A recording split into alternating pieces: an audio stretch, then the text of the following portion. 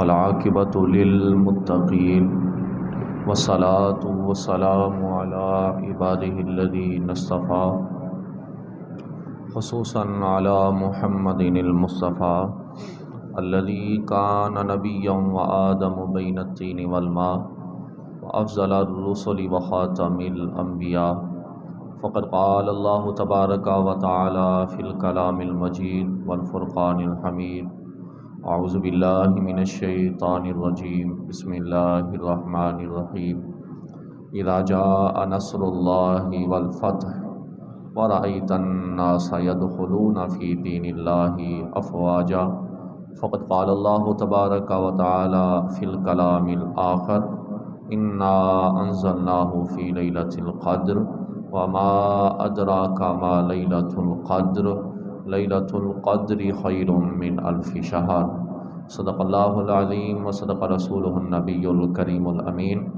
قال اللہ تبارک وتعالی فی شان حبیبہ مخبرا وآمرا ان اللہ وملائکتہ یصلون علی النبی یا ایہا الذین آمنوا صلوا علیہ وسلموا تسلیما بآواز بلند مل کر پڑھیے گا، کوئی بھی زبان خاموش نہ رہے۔ اللہ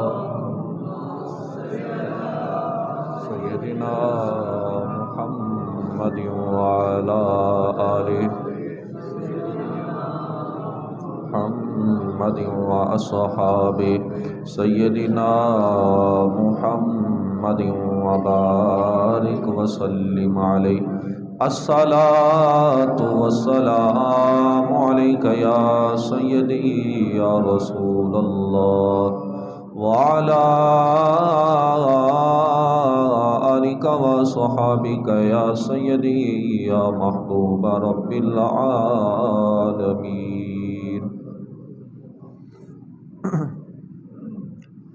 اللہ تبارک و تعالی کی حمد و ثنا کے بعد آقا انعامدار مدنی تاجدار تاجدار انبیاء فخر انبیاء جان دو عالم شان دو عالم روح کائنات فخر الرسول نبی کل ہادی السبل دانائے حضوب عرب محبوب اس امت کے پیارے احمد مجتبیٰ جناب حضرت محمد مصطفیٰ صلی اللہ علیہ وآلہ وسلم کی بارگاہ میں ہدیہ درود شریف کا نذرانہ پیش کرنے کے بعد نہایت ہی ادب کے لائق نمازی حضرات السلام علیکم ورحمۃ اللہ وبرکاتہ۔ سبحان اللہ، تھوڑی سر جواب دین تو ہی سبحان اللہ۔ یار میں نے چلو سپیکر میں سلام کیا، میں ویسے کر دیتا ہوں پھر تو جواب ہوگا السلام علیکم ورحمۃ اللہ۔ اور تو بڑا اونچی آواز میں کیتا ہے، جب سلام کیا جائے تو سلام کا جواب بھی اس محبت سے دیتے ہیں، کیونکہ سلام کرنا سنت ہے، جواب دینا فرض ہو جاتا ہے۔ تو سلام کا جواب دینا یہ فرض ہوتا ہے، اور اس کا معنی کیا؟ یہ دعا ہے۔ السلام علیکم تم پر سلامتی ہو، جب دعا کسی کو دی جاتی ہے تو بدلے میں دعا بھی اسی طرح محبت سے دی جاتی ہے۔ عزیزان گرامی، آج جیسا کہ ماہ رمضان کا چوتھا جمعہ ہے اور شاید آخری جمعہ بھی ہو، شاید کی بات میں اس لیے کر رہا ہوں کہ جو رویت حلال کمیٹی کے اندر اس وقت موجود ہیں اور رات 12 بجے بھی چند چڑھا دیندے نے، ہاں جی رات 12 بجے 1 بجے چند انہاں دا چڑھ جاتا ہے، اس واسطے شاید جملہ میں استعمال کیتا ہے۔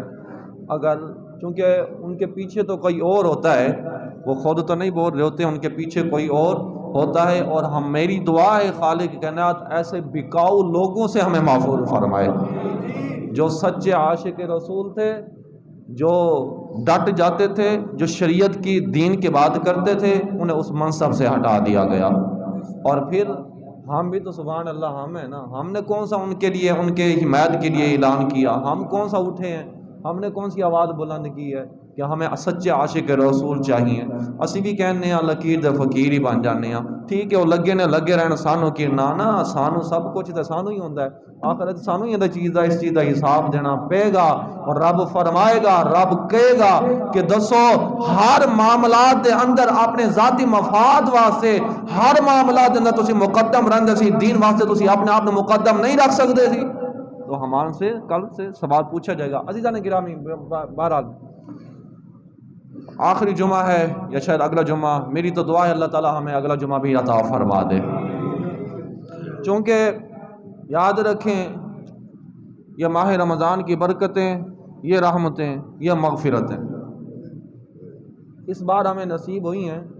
یہی رحمتیں پھر بھی آئیں گی. ہماری اس سانس کی گارنٹی نہیں کہ ہم موجود ہوں گے یا نہیں ہوں گے. وہ آئیں گی لیکن ہم اپنی گارنٹی نہیں دے سکتے کہ ہم ہوں گے یا نہیں ہوں گے. جب اللہ نے یا ہمیں ایک بار زندگی میں پھر عطا کیا ہے تو پھر اس نعمت سے بھرپور فائدہ بھی اٹھانا چاہیے. فرمایا یہ مہینہ وہ مہینہ ہے اس میں تمہارا بیٹھنا روزے کی حالت میں بیٹھنا اٹھنا جاگنا سونا سب عبادت میں لکھ دیا جاتا ہے. اتنا بڑا اعزاز ہو تو پھر بھی ہم محروم رہیں اس مہینے سے تو پھر اپنی قسمت پہ رونا آتا ہے. 17 رمضان المبارک کو غزوہ بدر، پھر 20 رمضان المبارک کو فتح مکہ، 21 رمضان المبارک کو حضرت مولا علی مشکل کشا شیر خدا کرم اللہ وجہ الکریم کا یوم شہادت، پھر شب قدر، پھر فلسطین کا معاملہ. میرا تو دل کرتے سارے موضوع اج گفتگو کر دئی ہے. ارادہ ہے سنن دا؟ گھبرا گئے ٹائم انہیں ہی لاواں گے ٹینشن نہ لو. ہاں ٹائم انہیں جی انشاءاللہ اختتام کریں گے. گھبرانا نہیں. اور ساڈا سابق وزیر اعظم کی کہندا سی ہاں جی گھبرانا نہیں. ہاں جی غریب بھوکے مر جان تسی گھبرانا نہیں. ملک پاکستان دا بیڑا غرق ہو جائے تسی گھبرانا نہیں. اس واسطے میں بھی اپنے ٹائم تے ختم کرنا ہے تسی گھبرانا نہیں. ہاں گھبرانا نہیں ہاں ایکٹیو رہنا ہے. غزوہ بدر مختصر کر کے میں انشاءاللہ تاریخ آپ لوگوں کے سامنے رکھوں گا تاکہ آپ لوگوں کے ذہن کے اندر یہ باتیں سمجھ آ جائیں.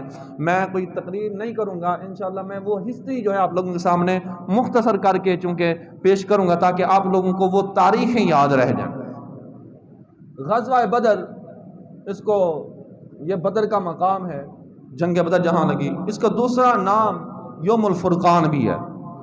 شیخ محقق رحمۃ اللہ تعالی علیہ آپ فرماتے ہیں جتنے بھی غزوات ہوئے تمام غزوات میں سے سب سے افضل غزوہ یہی ہے کیونکہ یہ بغیر ارادہ و ساز و سامان کے لڑا گیا. بغیر ارادہ و سامان کے لڑا گیا. 313 صحابہ کی ٹوٹل تعداد تھی اور ان کے بعد 3 گھوڑے 70 اونٹ 6 زیرہ اور 8 تلواریں تھیں. جبکہ ادھر سے 100 اونٹ 100 گھوڑے 700 اونٹ اور دیگر ان کے پاس ناچ گانے والی عورتیں شراب کا ضروریات کا ناچنے گانے والا عیاشی کی چیزیں ساری اور دیگر ساز و سامان ان کے پاس بے شمار موجود تھا. وہ وہاں سے نکلے. اچھا اس کا سبب کیا بنا؟ اس جنگ کا اصل سبب کیا بنا؟ جب نبی علیہ الصلوۃ والسلام مکہ المکرمہ سے ہجرت کر کے مدینہ المنورہ کے اندر تشریف لاتے ہیں تو آپ کے ساتھ کچھ مہاجرین بھی آئے اور وہ اپنا سارا جو مال و دولت تھا وہ وہیں پر چھوڑ کر آئے. اور آقا کا غلام ہو اور آقا بے خبر ہو یہ تو ہو نہیں سکتا. اور میرے مصطفیٰ کریم آقا لجپال آقا صلی اللہ علیہ وآلہ وسلم نے آپ نے اپنے ہاتھوں کو بلند کیا رب کی بارگاہ میں عرض کی مولا یہ تو سب کچھ وہیں پر چھوڑ کر آئے ہیں تو انہیں عزتیں بھی عطا فرما مال بھی عطا فرما دے. عزتیں بھی عطا فرما اور مال بھی عطا فرما. رب نے فرمایا اے محبوب ابو سفیان آ رہا ہے تجارتی قافلہ لے کر آپ ان کا راستہ روکیں ہم آپ کو مال عطا کریں گے. اور حالانکہ نبی علیہ الصلوۃ والسلام کو اس بات کی خبر کسی نے نہیں عام بندوں نے نہیں دی بلکہ خود رب نے دی ہے.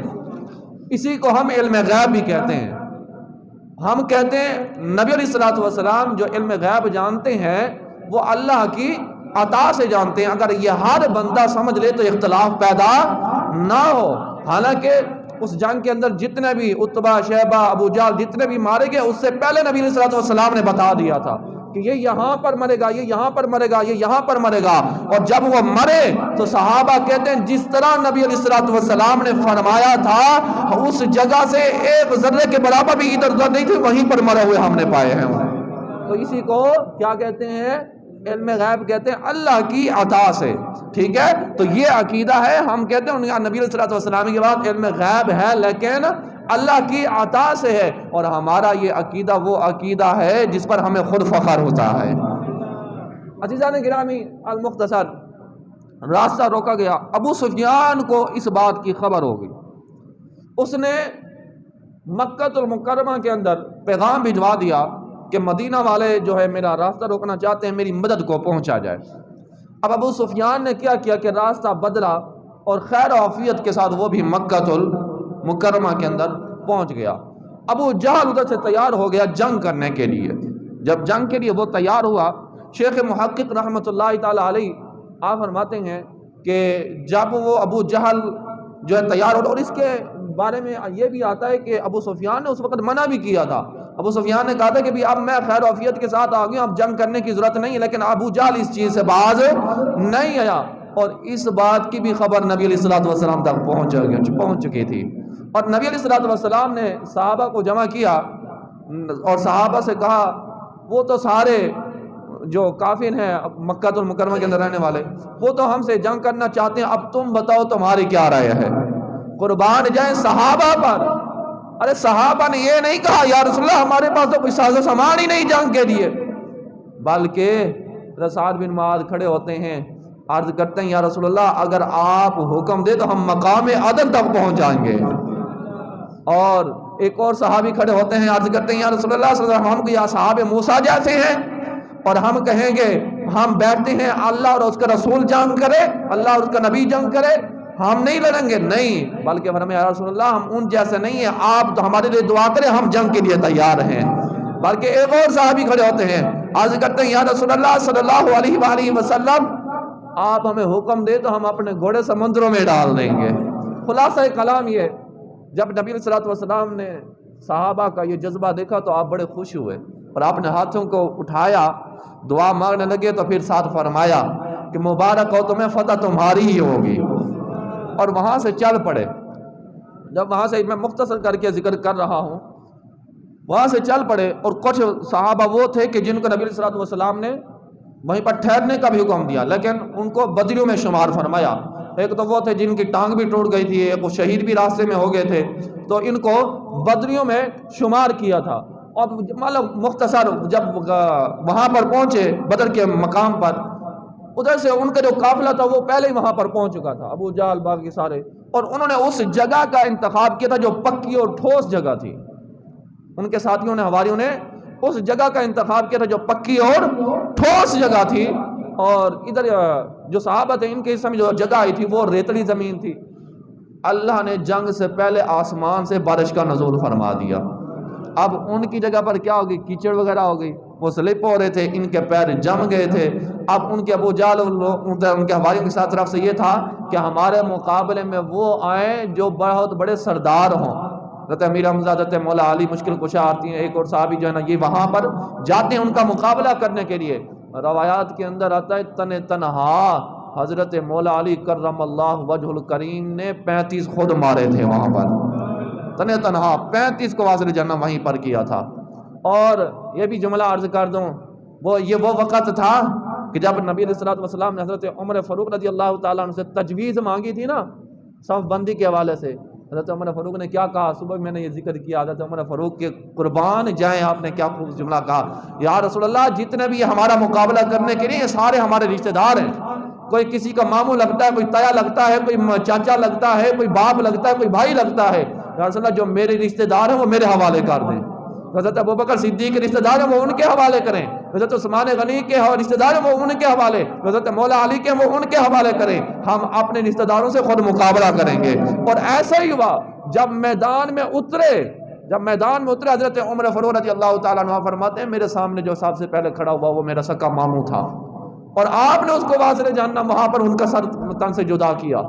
حضرت عمر فاروق اور حضرت معصم بن عمیر رضی اللہ تعالیٰ عنہ فرماتے ہیں میرے سامنے جو آ کر کھڑے ہوئے وہ اور کوئی نہیں تھا، وہ میرا سکا بھائی تھا۔ وہ بچپن کا ساتھ میں کھانا پینا بھی یاد تھا، اٹھنا بیٹھنا بھی یاد تھا، اور بچپن میں کھیلنا کودنا بھی یاد تھا، سب کچھ یاد تھا، لیکن یہ یاد تھا کہ یہ تو میرا بھائی ہے لیکن ادھر دین مصطفیٰ صلی اللہ علیہ وسلم ہے۔ کہتے ہیں کہ سر کا تلوار اٹھائی اور اس کا سر تن سے جدا کر دیا۔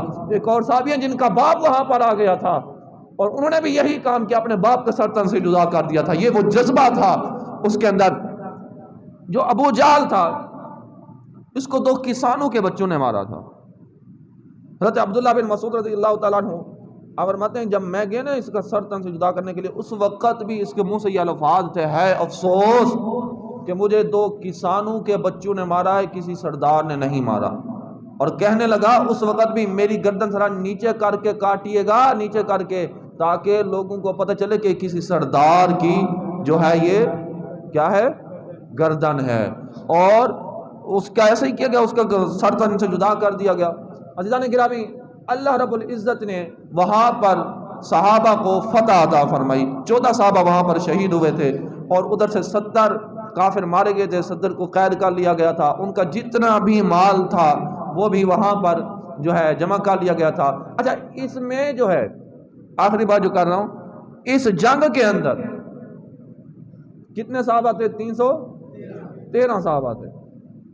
نبی علیہ الصلوۃ والسلام نے جب وہاں پر پہنچے تو آپ نے دعا فرمائی تھی، اور مفسرین کرام نے لکھا ہے کہ آپ نے دعا جب فرمائی تو اس قدر دعا فرمائی درد کے ساتھ کہ آپ کی کندھے سے چادر بھی سرک گئی، اور دعا فرماتے فرماتے ایک دم مسکرائے، فرمایا لو اللہ کی مدد آسمان سے بھی آ گئی ہے، ملائکہ اس میں شامل ہوئے۔ اور صحابہ کرام علیہم رضوان کہتے ہیں، اور نبی علیہ الصلوۃ والسلام کی بارگاہ میں یا رسول اللہ صلی اللہ علیہ وسلم ہم تلوار اٹھاتے ہی تھے تو ہم دیکھتے تھے کہ ان کا سر تن سے جدا ہوتا تھا اور سر وہاں پر پڑا ہوتا تھا، بدن یہاں پر پڑا ہوتا تھا۔ نبی علیہ الصلوۃ والسلام نے فرمایا بظاہر تمہیں کوئی نظر نہیں آتا تھا، لیکن جو تمہارے لیے مدد کرنے کے لیے آئے تھے وہ اللہ نے اپنے فرشتوں کو بھیجا تھا۔ خود جبرائیل بھی آئے تھے جنگی ساز و سامان پہن کر، اور وہاں پر اللہ رب العزت نے صحابہ کو 13 کو جو ہے وہاں پر فتح عطا فرمائی۔ 14 صحابہ وہاں پر شہید ہوئے، اور جو بھی وہاں سے مال ملا وہ سارے جو بھی تھے صحابہ کرام علیہم رضوان میں سب کے گھروں کے اندر پہنچایا گیا۔ اس قدر جو ہے نا وہ جذبہ تھا۔ فتح مکہ کے حوالے سے اذا جاء نصر اللہ والفتح ورأیت الناس يدخلون فی دین اللہ افواجا۔ فتح مکہ کا معاملہ کیا ہے؟ یہ تو تھا غزوہ بدر کا معاملہ، اور فتح مکہ کے حوالے سے بھی مفسرین کرام نے لکھا ہے جب فتح مکہ ہوا نا، اور اس کے بارے میں یہ تمام غزوات میں سے جیسے غزوہ احد ہو گیا اور غزوہ خیبر ہو گیا، یہ غزوہ بدر، فرماتے ہیں ان تمام غزوات میں سے سب سے افضل جو غزوہ ہے وہ فتح مکہ ہے۔ سب سے افضل غزوہ وہ فتح مکہ ہے۔ کیوں؟ اس لیے کہ فرمایا کہ یہ جو غزوہ ہے اس غزوے کے اندر بغیر خون خرابے کے اللہ رب العزت نے کامیابی عطا فرمائی تھی۔ اور اس کا سبب کیا تھا کہ جب نبی علیہ الصلوۃ والسلام ہجرت کر کے مکہ مکرمہ سے مدینہ المنورہ کے اندر آئے، غالباً 6 سال گزر چکے تھے۔ صحابہ کرام علیہم رضوان نے عرض کی یا رسول اللہ صلی اللہ علیہ وسلم کیا مکہ ہمارا نہیں ہے؟ نبی علیہ الصلوۃ والسلام نے مکہ تو ہمارا ہے یا رسول اللہ، پھر مکہ بھی ہمارا اور پھر بھی ہم عمرہ کرنے کے لیے نہیں جا سکتے؟ یا رسول اللہ عمرہ کرنے کی خواہش ہے۔ تو اس وقت نبی علیہ الصلوۃ والسلام نے حکم یہ فرمایا کہ چلتے ہیں، یہ نہیں فرمایا کہ عمرہ کرنے کے لیے چلتے ہیں، یہ فرمایا احرام باندھو لیکن چلتے ہیں۔ 1400 صحابہ اس وقت چلے، اور حدیبیہ کے مقام پر وہاں پر مشرکین مکہ نے روکا تھا، اور وہاں پر حکمت عملی اپنائی گئی، کیونکہ وہ تو چاہتے تھے خون خرابہ، اور نبی علیہ الصلوۃ والسلام چاہتے تھے خون خرابہ یہاں پر نہ ہو۔ تو انہوں نے کیا کیا، وہاں پر روکا، پھر جتنے بھی قبیلے تھے وہ سارے جمع ہوئے، وہاں پر ایک صلح حدیبیہ جسے کہتے ہیں صلح حدیبیہ وہاں پر قائم ہوئی، تمام قبیلے وہاں پر موجود تھے۔ 10 سال کے لیے معاہدہ ہوا کہ 10 سال کے لیے کوئی خون خرابہ یہاں پر نہیں ہوگا، اگر کوئی وعدہ خلافی کرے گا تو پھر جو ہے ان کے خلاف ایکشن لیا جائے گا۔ وہاں سے چلے تھے، جب وہاں سے واپس لوٹے نبی علیہ الصلوۃ والسلام نے اس وقت حضرت عمر فاروق باقی دیگر صحابہ کرام علیہم رضوان کو کہا کہ آپ اپنا احرام اتار دیں۔ کیوں؟ اس لیے حالانکہ حضرت عمر فاروق رضی اللہ تعالیٰ عنہ نے یہ بھی بات کی، یا رسول اللہ ہم تو عمرہ کرنے کے لیے آئے تھے، آپ احرام، نبی صلی اللہ علیہ وسلم نے میں نے احرام اتارنے کا تو کہا ہے لیکن میں نے یہ تو نہیں کہا تھا کہ عمرہ اسی سال کریں گے۔ اب جب یہ بات حضرت ابوبکر صدیق رضی اللہ تعالیٰ عنہ کے پاس گئے نا یہ بات لے کر، حالانکہ نبی صلی اللہ علیہ وسلم نے پہلے فرمایا اور حضرت ابوبکر صدیق کو اس بات کی خبر نہیں تھی کہ نبی صلی اللہ علیہ وسلم نے یہ جملہ فرمایا، قربان حضرت ابوبکر صدیق رضی اللہ تعالیٰ عنہ کے علم و فراست پر آپ نے یہی کہا، آپ نے کہا نبی صلی اللہ علیہ وسلم نے یہ تو نہیں کہا تھا کہ اسی سال ہم عمرہ کریں گے، آپ نے یہ تو نہیں فرمایا اسی سال۔ المختصر واپس لوٹے 7 ہجری کو جو ہے نا انہوں نے یہ وعدہ خلافی کر دی، معاہدے کو توڑ دیا، صلح حدیبیہ کے جتنا بھی معاملہ تھا۔ باقی دیگر قبیلے والے بھی آئے تھے نبی صلی اللہ علیہ وسلم کے بعد، دیکھو انہوں نے معاہدہ توڑ دیا، انہوں نے خون خرابہ کیا تھا۔ تو نبی علیہ الصلوۃ والسلام اس وقت 10,000 صحابہ کے ساتھ چلے تھے، دوبارہ 10,000 صحابہ کے ساتھ۔ اب یہاں پر ایک بات عرض کر دوں انسانیت کے حوالے سے، ذرا دل کے کانوں سے سنیے گا۔ نبی علیہ الصلوۃ والسلام چل رہے ہیں، ایک مقام آتا ہے اور دیکھا کتیا نے بچے دیے ہیں اور اپنے بچوں کو وہ دودھ پلا رہی تھی، کتیا اپنے بچوں کو دودھ پلا رہی تھی۔ نبی علیہ الصلوۃ والسلام کی کریمی پر قربان جائیں، میرے مصطفیٰ کی نگاہ پڑتی ہے نا، جب ایک صحابی کو بلاتے ہیں، کہتے ہیں یہ قافلہ یہاں سے گزرے گا اور کہیں انہیں تکلیف نہ پہنچے، آپ کی ڈیوٹی ہے جب تک قافلے کا آخری بندہ یہاں سے نہ گزر جائے اس کی دیکھ بھال آپ نے کرنی ہے۔ وہ ایک کتیا کی بچی تھی۔ ہم تو انسانوں کا بھی خیال نہیں کرتے، ہمیں تو انسانوں کا بھی خیال نہیں ہے۔ ہم تو عزیزان گرامی یہ ہے کہ ہماری حالت یہ تھی کہ بھائی بھائی کا نہیں رہا، خون سفید اس قدر ہو چکے ہیں، سکا بھائی بھائی کا نہیں ہے۔ ارے میرے مصطفیٰ تو اس کتیا کے بچوں کی بھی دیکھ بھال کے لیے ایک صحابی کو وہاں پر انتخاب فرما دیتے ہیں کہ آپ نے اس کا خیال کرنا ہے۔ عزیزان گرامی وہاں سے قافلہ رواں دواں ہوتا ہے اور جب مکہ المکرمہ سے پیچھے مقام ہے وہاں پر جا کر یہ قافلہ بڑاؤ کرتا ہے، رات کا وقت ہوتا ہے۔ نبی علیہ الصلوۃ والسلام نے حکم ارشاد فرمایا کہ یہیں پر خیمے لگا دیے جائیں۔ جب وہیں پر خیمے لگاتے ہیں، اور نبی علیہ الصلوۃ والسلام نے یہ بھی فرمایا تھا خیمے لگاؤ، اور خیمے بھی جو ہے تھوڑا فاصلے پہ لگانے ہیں، اور خیموں کے باہر جو ہے آپ لوگوں نے چراغ جلا دینے ہیں، سامنے چراغ جلائے تاکہ جو مکہ کے رہنے والے مشرکین مکہ ہیں اس وقت کے، فرمایا کہ تاکہ ان کے اندر وحشت، خوف اور دبدبہ پیدا ہو جائے اور وہ اس کام سے بعد جنگ کرنے سے وہ بعد خود ہی سلنڈر اپنے آپ کو کاٹ دیں۔ اور قافلے آ جا رہے تھے اور انہوں نے یہ سارا منظر جب دیکھا تو ایسا ہی ہوا کہ جب صبح کا سورج طلوع ہوتا ہے، ابو سفیان کے منہ سے یہ ابو سفیان نے پھر جب یہ صلح حدیبیہ کا وعدہ انہوں نے وعدہ خلافی کی تھی نا، ابو سفیان پھر مکہ سے چلا تھا، مدینہ المنورہ کے اندر بھی آیا تھا، اس نے کوشش کی تھی کہ جو ہے دوبارہ صلح ہو جائے، لیکن وعدہ خلافی چونکہ ہو چکی تھی تو یہ وہ ناکام رہا۔ ابو سفیان کے منہ سے حضرت عباس رضی اللہ تعالیٰ عنہ کے سامنے کھڑے ہیں، یہ بے ساختہ الفاظ نکلے، کہا کہ مبارک ہو تمہیں تمہارے بھتیجے کی بادشاہت قائم ہو گئی ہے۔ حضرت عباس رضی اللہ تعالیٰ عنہ آپ کہتے ہیں کیا تمہیں پتہ نہیں یہ بھتیجے کے نہیں بلکہ یہ نبوت کی شان ہے، یہ نبوت کی شان ہے۔ اور میرے مصطفیٰ وہاں سے چلتے ہیں، اس اعزاز کے ساتھ چلتے ہیں، مکہ والے جو ہے اپنے گھروں کی چھتوں پر کھڑے ہو کے مصطفیٰ کا دیدار کرتے ہیں، اور جدھر بھی دیکھتے ہیں کالی کملی والے کا نام گونجتا جا رہا ہے، چہرہ والضحیٰ کا نام لیتے جا رہے ہیں۔ اور میرے مصطفیٰ کی عاجزی اور انکساری کا عالم یہ تھا کہ آپ عاجزی اپنے سر کو جھکائے ہوئے ہیں، آپ اپنا چہرہ مبارک اونٹ کی کوہان سے لگ رہا ہوتا ہے، مکہ المکرمہ کے اندر پہنچتے ہیں اور وہاں پر جتنے بھی یعنی کہ ان کے بت تھے ان کو توڑا گیا، اور اللہ نبی علیہ الصلوۃ والسلام یہ جملہ ارشاد فرماتے جال حق وزاق الباطل، بت خود بخود جو ہے گر جاتے اور ٹوٹ جاتے۔ اور نبی علیہ الصلوۃ والسلام آپ نے کعبے کا طواف اس وقت جو کیا تھا اونٹنی پہ بیٹھ کے کیا تھا، اونٹنی پہ بیٹھ کے آپ نے کعبے کا طواف کیا، اور جب اسلام کرنے لگے تو ایک صدا بلند کی، اللہ اکبر کی، پوری وادی کے اندر اللہ اکبر کی صدا بلند ہو گئی، اور اس وقت کے جو کافرین تھے ان پر خوف اور دبدبا، ارے یہ وہ مکہ تھا کہ جس مکہ کے اندر میرے مصطفیٰ پر اس قدر اذیتیں پہنچائی گئی، میرے مصطفیٰ پر اوجریاں پھینکی گئی، میرے مصطفیٰ پر کچرا پھینکا گیا، میرے مصطفیٰ کے لیے کھڈے کھودے گئے، میرے مصطفیٰ کو پر کوڑے برسائے گئے، پتھر برسائے گئے، لیکن یہ وہ مکہ المکرمہ کے اندر ہے، سامنے دشمنان ہیں، اب ان پر خوف اتاری ہے، ہم نے یہ سلوک کیا نہ جانے ہمارے ساتھ کیا ہوگا۔ قربان جائے مصطفیٰ کی کریمی پر، میرے مصطفیٰ نے ان سے کہا تم مجھ سے کیا توقع رکھتے ہو؟ انہوں نے آگے کہا اخوہ کریم، ہم نے تو آپ کو کریم پایا ہے، اور کریم باپ کا بیٹا بھی پایا ہے آپ کو، کریم باپ کا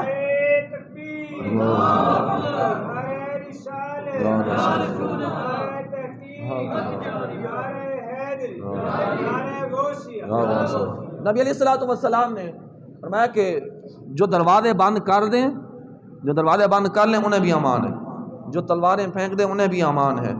فرمایا کہ میں تمہیں اس طرح معاف کر دیتا ہوں جس طرح حضرت میرے بھائی حضرت یوسف علیہ السلام نے اپنے بھائیوں کو معاف کیا تھا، اپنے بھائیوں کو معاف کیا تھا، اس طرح جاؤ میں نے بھی تمہیں سلنڈر کر دیا ہے۔ عزیزان گرامی المختصر، اب جب طواف ہو رہا ہے نا، نبی علیہ السلام آپ اعلان فرماتے ہیں بلال کہاں ہے، بلال کہاں ہے، بلال کو منصب پہ لاؤ، بلال منصب پہ آتے ہیں۔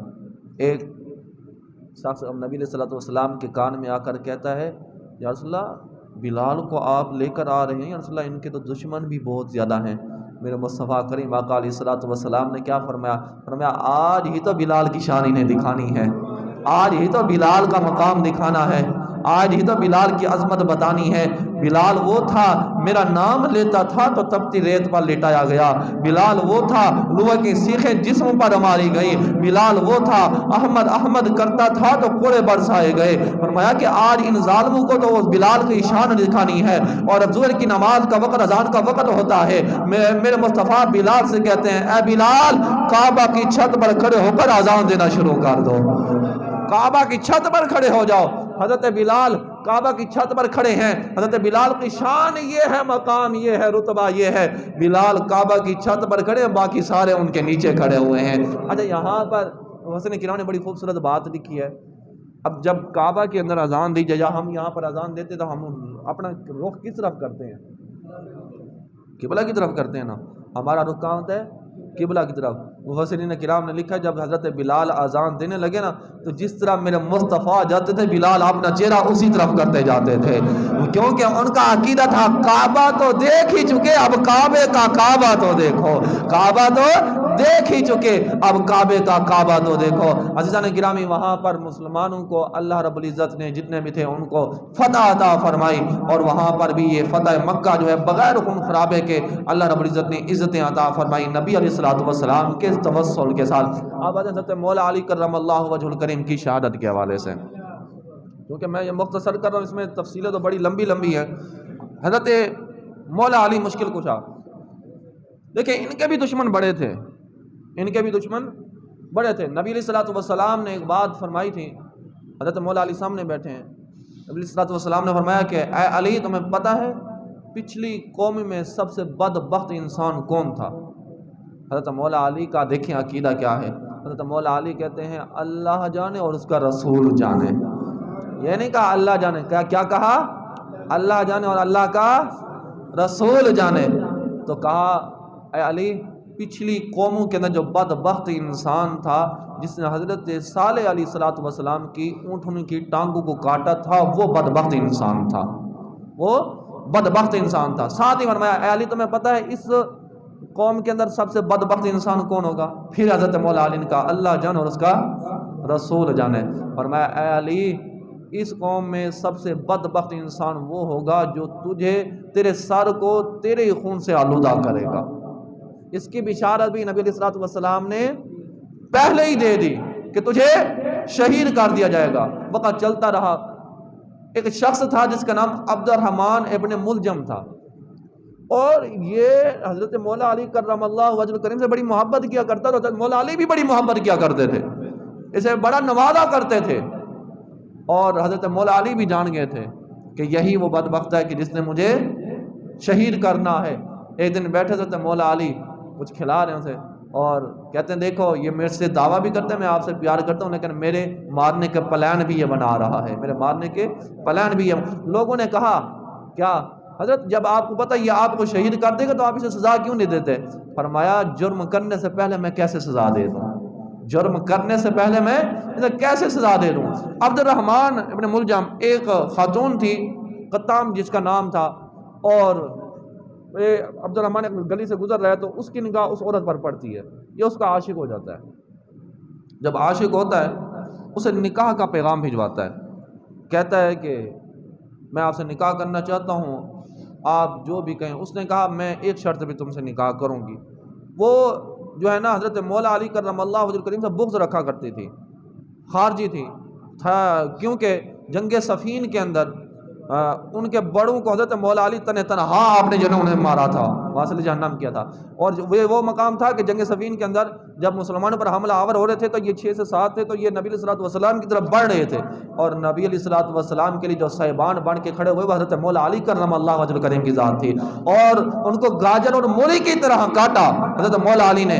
اتنے جب ان کو مارا نا، واصل جہنم کیا نا، تو خود جبرائیل نازل ہو جاتے ہیں اور جبرائیل کہتے ہیں یا رسول اللہ صلی اللہ علیہ وسلم آج حضرت مولا علی نے بڑی بہادری کا کام نہیں کیا، گاجر اور مولی کی طرح ان کو کاٹ دیا ہے۔ اب میرے مصطفیٰ کیا فرماتے ہیں وہ کیوں نہ کاٹتا، کیونکہ میں علی سے ہوں اور علی مجھ سے ہے۔ اب حضرت جبرائیل کا جواب سے حضرت جبرائیل سے کیا کہتے ہیں یا رسول اللہ اگر آپ علی سے اور علی آپ سے، میں پھر آپ دونوں میں سے ہوں، میں پھر آپ دونوں۔ تو اس نے کہا حضرت مولا علی جنگ صفین کے اندر میرے بڑوں کو مارا تھا، تو مجھے بدلے میں 3000 دینار بھی چاہیے اور ان کا سر بھی چاہیے، تب میں تم سے نکاح کروں گی۔ اس نے کہا چھوڑیں حضرت مولا علی کا سر کیوں، آپ 3 کے بدلے 6000 دینار لے لیں مجھ سے۔ تو ان کا نام، اس نے کہا نہیں میری شرط یہی ہے۔ تو اس کے دل کے اندر بات ہے، اس نے کہا اچھا میں پھر ایک شرط پہ ان پر حملہ کروں گا، میں ایک ہی وار کروں گا، اور وہ بچ گئے، ٹھیک شہید ہو گئے، تو اللہ کی مرضی۔ اس نے یہ بات کی۔ اس نے کیا کیا، اس خاتون نے جو تلوار دی نا، اس تلوار کو زہر کے اندر ڈبو دیا۔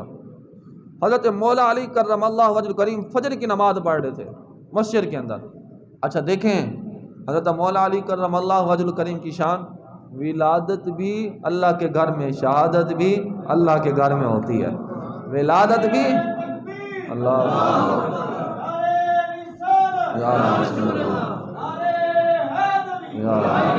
ولادت بھی اللہ کے گھر میں، شہادت بھی اللہ کے گھر میں، سجدے کی حالت میں ہے۔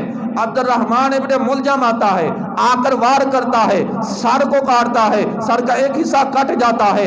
قربان جائے حضرت مولا علی کی شان پر، نماز کی حالت میں تھے اور اتنے میں لوگ آ کر اس پر حملہ کر دیتے ہیں، عبد الرحمن ابن ملجم کو قید کر لیتے ہیں۔ لیکن حضرت مولا علی کیا فرماتے ہیں؟ فرماتے ہیں اپنے شہزادے حسن سے، حسن جلدی کرو، پہلے نماز کو مکمل کرو، فجر کی نماز کا وقت جا رہا ہے، نماز کو مکمل کرو، فجر کی نماز کا وقت جا رہا ہے۔ یہ وہ حضرت مولا علی ہیں کہ جب اس کو قید کر لیا گیا اور حضرت مولا علی کو لے کر جاتے ہیں، اس کے سامنے حضرت مولا علی کے سامنے عبد الرحمن ابن ملجم کو لایا گیا نا، حضرت مولا علی کہتے ہیں عبد الرحمن ابن ملجم سے کہ بتا تو کیا چاہتا ہے؟ وہ کہتا ہے بعد میں سب بتاؤں گا، لیکن خدا کے لیے مجھے 2 بوند پانی کے دے دیں۔ حضرت مولا علی کہتے ہیں اس کے لیے پانی لاؤ، دشمن ہے، کہا اس کے لیے پانی لاؤ۔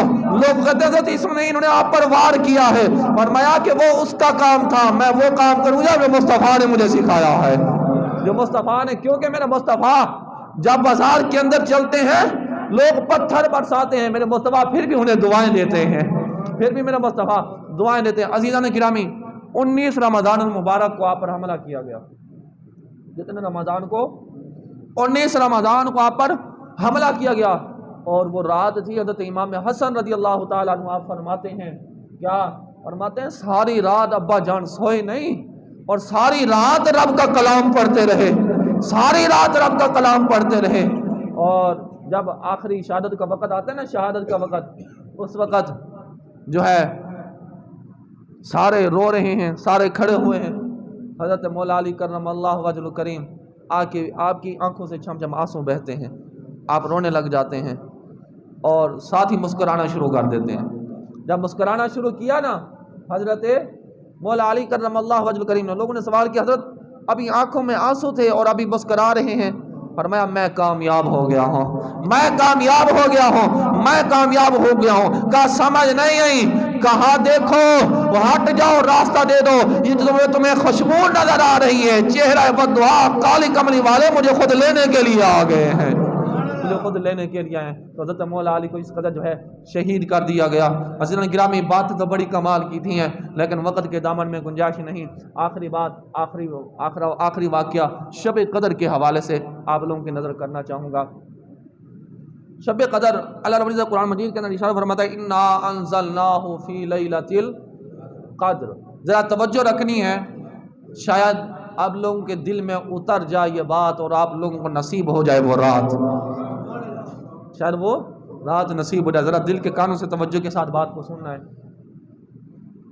اللہ مجھے تو فرماتا ہے ہم نے شب قدر کو نازل فرمایا اور قرآن کو بھی نازل فرمایا، اور آگے فرمایا ما ادراک ما لیلۃ القدر، تم کیا جانو یہ لیلۃ القدر کیا ہے، اور آگے فرمایا لیلۃ القدر خیر من الف شہر، لیلۃ القدر 1000 مہینوں سے بھی افضل ہے۔ مفسرین کرام لکھتے ہیں، فرماتے ہیں یہ شب قدر کی رات یہ وہ رات ہے کہ اس کے دامن میں اتنی رحمتیں ہیں، اتنی مغفرت ہیں، اور گنہگار جتنے بھی ہوں سب کی بخشش کے لیے یہ ایک رات کافی ہے۔ اور حضرت ابی بن کعب رضی اللہ تعالیٰ عنہ فرماتے ہیں میں اللہ کی عزت کی قسم کھا کر کہتا ہوں شب قدر وہ جو ہے 27ویں شب کی رات ہے۔ اور حضرت بایزید بستامی رحمۃ اللہ تعالیٰ علیہ آپ کیا فرماتے ہیں؟ آپ فرماتے ہیں کہ مجھے زندگی میں 2 مرتبہ شب قدر نصیب ہوئی ہے، 2 مرتبہ، اور دونوں مرتبہ 27 رمضان المبارک کو شب قدر مجھے نصیب ہوئی ہے۔ لیکن نبی صلی اللہ علیہ وسلم نے پورے مہینے کا اعتکاف فرمایا، پہلے دن 10 دن کا اعتکاف فرمایا، فرمایا اس میں شب قدر نہیں ہے، اگلے 10 دن کا اعتکاف فرمایا اس میں بھی شب قدر نہیں ہے، آخری 10 دن کا اعتکاف فرمایا اس میں شب قدر موجود ہے۔ پھر یہ نہیں فرمایا کہ 10 دنوں میں تلاش کرو، فرمایا ان آخری عشرے کی آخری 10 دنوں میں تاک راتوں میں شب قدر کو تلاش کرو۔ صحابہ کرام علیہم رضوان بیٹھے ہیں اور نبی علیہ الصلوۃ والسلام فرماتے ہیں پہلی امتوں میں ایک شخص تھا حضرت معصوم جس کا نام تھا، فرمایا کہ وہ اتنی عظمتوں والا تھا کہ اس کے بعد 1000 سال عبادت 1000 سال مہینوں کی عبادت کا سرمایہ اس کے پاس موجود تھا، اور وہ جہاد کرتے ہوئے شہید بھی ہوا۔ وہ دن و رات رب کی عبادت میں اپنے آپ کو مشغول رہتا، جب مرا تو جہاد کر کے ہی شہید ہوتا ہے۔ صحابہ کرام یہ سنتے ہیں نا تو افسردہ ہو جاتے ہیں اور عرض کرتے ہیں یا رسول اللہ صلی اللہ علیہ وآلہ وسلم پہلی امتوں کی عمریں تو بہت زیادہ تھی نا، تو ان کے پاس عبادت کا سرمایہ بھی بہت زیادہ تھا، عبادت کا سرمایہ بھی بہت زیادہ تھا، ہماری عمریں تو اتنی زیادہ نہیں ہیں، ہماری عمریں تو بہت چھوٹی ہیں، ہم تو 70 سال 80 سال 90 سال 100 سال تک بھی بہت کم ہے جو پہنچ جائیں، نہیں تو اتنی عمریں ہیں، دراصل پھر ہماری عبادت کا سرمایہ تو کم ہو جائے گا۔ میں نے کہا چلو انہوں نے تو صحابہ کرام علیہم رضوان کے پاس یہ جذبہ تھا، لیکن ہماری عمریں کم ہیں، لیکن بتائیں ہم نے ان عمروں کے اندر کتنا وقت عبادت میں گزارا ہے۔ 60 سال عمر ہے تو 30 سال بھی نہیں ہم نے عبادت کی، 30 سال بھی نہیں، میں تو کہتا ہوں 15 سال بھی عبادت نہیں کی۔ آپ ایمان سے بتائیں رمضان شریف ہے، ہم رمضان شریف میں پتہ چلتا ہے کہ مسلمان پکے موجود ہیں، جیسے ہی رمضان شریف گزرے گا ظہر کی نماز عصر کی نماز میں جیسے ماشاءاللہ اب یہاں پر ماحول یہ ہوتا ہے اوپر حال بھی نیچے حال بھی فل ہو جاتا ہے، اب یہ ہوتا ہے کہ یہاں پر ایک حال بھی بڑی مشکل سے پڑتا ہے، یہ ہیں ہم مسلمان، اور ہم کہتے ہیں یہ جو ہم ہیں نا ہم رمضانی مسلمان ہیں، رمضانی مسلمان، ہاں جی رمضان میں ہم بیدار ہوتے ہیں آگے پیچھے ہمیں رب، حالانکہ فرض تو نماز آگے پیچھے بھی ہے، یہی نماز فرض آگے پیچھے بھی ہے، لیکن ہماری حالت یہ، لیکن دیکھیں یہ جو 5 وقت کی نماز پڑھتا ہے، معراج کی رات کتنی نمازیں ملی تھی تحفے میں 50، رب نے فرمایا اے محبوب آپ کی امت نمازیں ادا کرے گی 5، میں ثواب 50 کا ہی ادا کروں گا، 50 کا ہی ثواب ادا کروں گا، اتنا بڑا اعزاز، پھر بھی ہم نماز 5 وقت کی نہ پڑھیں تو اپنی قسمت پہ رونا آتا ہے۔ صحابہ کرام علیہم رضوان افسردہ ہو گئے، جیسا ان کے پاس تو پھر ظاہر بات ہے عبادت کا سرمایہ زیادہ ہوگا، ہمارے پاس تو بہت کم ہے، اتنے میں جبرائیل آ جاتے ہیں، اللہ کا سلام اور پیغام کیا لیلۃ القدر خیر من الف شہر۔ انہیں اے محبوب اپنے صحابہ سے کہو غم نہ کریں، غم نہ کریں، اپنے غلاموں سے کہو غم نہ کریں، ہم ان کو ایک ایسی رات عطا فرمائیں گے جو 1000 مہینوں سے بھی زیادہ افضل ہوگی۔ اگر وہ اس رات کو پا لیں گے، اور وہ اس رات کو پا لیں گے تو جو ہے وہ ان کو 1000 مہینوں سے بھی زیادہ کا ثواب میں عطا فرما دوں گا۔ لیکن کچھ ایسے اشخاص ہوں گے جن کی اس رات میں بھی بخشش نہیں ہوگی۔ شراب کا عادی ہوگا، اس کی اس رات بخشش نہیں ہونی۔ اگر کوئی شراب پیتا ہے تو توبہ کر لیں اور چاہتے ہو کہ وہ رات آپ کو نصیب ہو جائے۔ نمبر 2 پہ ہے ماں باپ کا نافرمان، ماں باپ کو اذیتیں پہنچانے والا، ماں باپ کو تکالیفیں پہنچانے والا، ان کی بھی اس رات بخشش نہیں ہوگی۔ نمبر 3 پہ ہے جناب جو قطع رحمی کرنے والا ہے۔ قطع رحمی سے مراد جو رشتوں کو توڑنے والا ہے، رشتہ داروں سے تعلق ختم کرنے والا ہے، اس کی بھی اس رات بخشش نہیں ہونی۔ اور چوتھے نمبر پہ ہے سخت عداوت رکھنے والا، دشمنی رکھنے والا، علماء کی تذلیل کرنے والا، علماء کا مذاق اڑانے والا، علماء سے دین کا مذاق اڑانے والا، دینداروں کا مذاق اڑانے والا۔ فرمایا جو ایسے لوگوں کے بارے میں رکھتے ہیں اس کی بھی اس رات بخشش نہیں ہوگی۔ اور اگر چاہتے ہیں کہ ہماری اس رات بخشش ہو جائے اور ہم وہ رات کو پالیں تو اگر یہ چیزیں اگر اپنے اندر موجود ہیں تو توبہ کرنی ہوگی۔ توبہ کر کے رب کے بارگاہ میں سجدہ ریز ہو جائیں، پھر شان تمہاری یہ ہوگی کہ تم سجدہ کرنے کے لیے کھڑے ہوگے، قیام کرو گے، رکوع کرو گے، ملائکہ اترتے ہیں اس رات اور آ کر قیام کرنے والے، عبادت کرنے والے، اللہ کا ذکر کرنے والے سے خود مصافحہ فرماتے ہیں۔ دعائے وہ رات ہم سب کو اللہ تبارک و تعالی نصیب فرمائے۔ آخر میں ایک اعلان سماعت فرما لیجئے ذرا توجہ کے ساتھ۔ انشاءاللہ العزیز اسی مسجد کے اندر نماز عید